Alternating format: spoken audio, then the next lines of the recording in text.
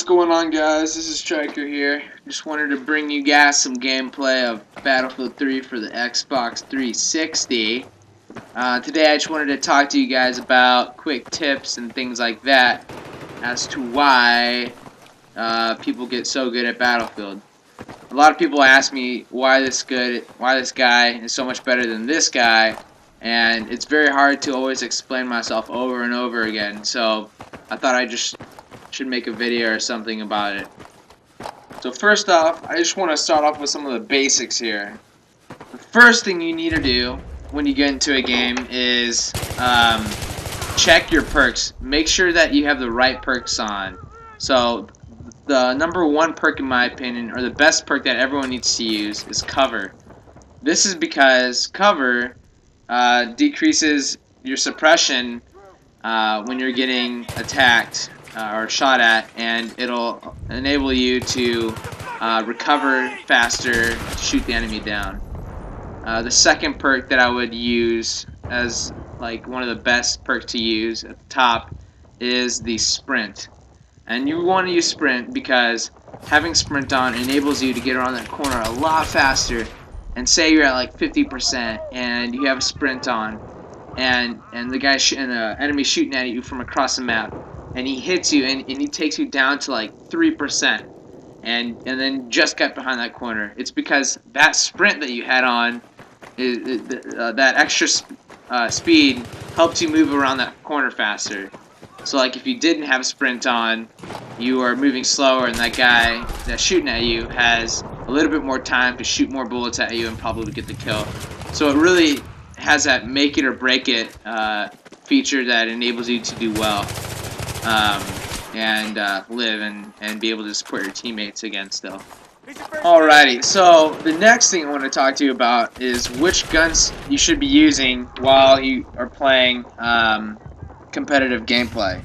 Now, all the guns are good, but some guns are just outclassing all the other guns, and in particular these guns are the AEK and the KH-2002 and the M16 and maybe the M416. Not a lot of people use the M416, but definitely the top three that I've noticed for Xbox competitive gameplay are the AEK, KH, and M16. The reason for this is that the M16, I'll start off with the M16 first. The M16, you always want to pick a gun that's versatile in all situations, and the M16 does a really good job at that. It's good close range, it's good middle range, it's good long range. And having the ability to do well in all three situations is key to helping your team out and being the best you can be to, or the most beneficial to your team. So for me personally, the KH-2002 is the best gun.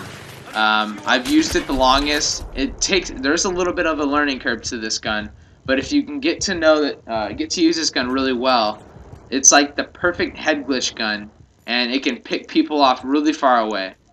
The attachments I use on this gun are reflex sight, heavy barrel, but not a foregrip. And the reason for that is because foregrip, when you add foregrips to your weapon, it increases the bullet spread.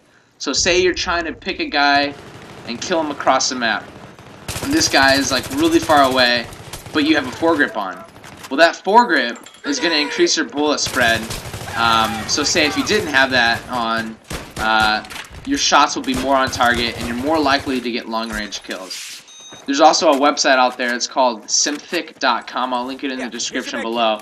But this website has data of all the weapons on Battlefield 3, I think most other games as well.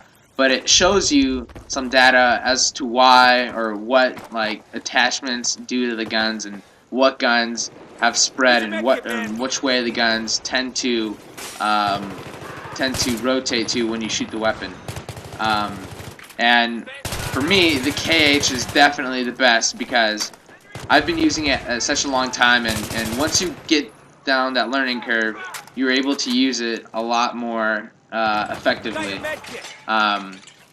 So going off the KH is a burst fire weapon. It fires 3 shots at a time, and if you get to use that weapon very well, it sort of becomes second nature, to where you can get so good with that gun that you can make it pretty much shoot automatic. When you press the trigger, the right trigger too fast, your gun will start to jam, and it can clog up your gun, and it won't fire bullets. But if you can get that right timing when you press down that right trigger, you're able to shoot that weapon fully automatic. And I think that even though it's not ideal for close range situations, if you use it and you get so comfortable with it that it just becomes second memory to shoot the way you do, and always have that consistency, you are able to really get those shots off and get that close range kill. Middle range is still perfect. It's got very little recoil, and far range, that's where it's ideal. So that's why it's my #1 pick. My second pick, though, is the AEK, and this is a fully automatic rifle. I think it's one of the best guns in the game because usually when I pick my weapons, I always ask myself, can this gun shoot far, very accurately, and shoot really fast at a high rate? Because those are the two things I look for. If it can shoot at a high rate and shoot very accurately, and it has that stopping power.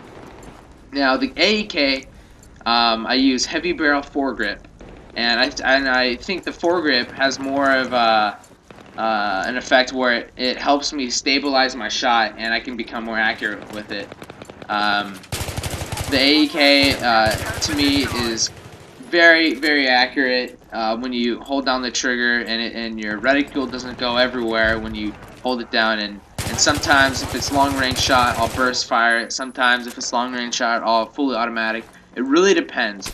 The only thing I really look for when I'm shooting down targets at really far range, I always make sure, as long as that little red dot is on the target, I will fire. But if that little red dot starts to drift off my target, I'll either try and correct where that red dot's going, or I'll just kind of step back and release the trigger for a little bit, and let it kind of reset, and re-aim back at the target. So the next thing I want to talk about, getting into more intermediate stuff and out of the basic knowledge, the next thing I want to talk about is playing competitively. How do people play competitively and do well? Well, what I can say about this is you really need three things before you can even start playing at the competitive level with all the top players in the game. This is what you need. You need to have a monitor, not a TV, or I mean, TVs work, but you want something with a fast response time. And what I'm using right now is the A6 236H monitor, and it has a 2 millisecond response time.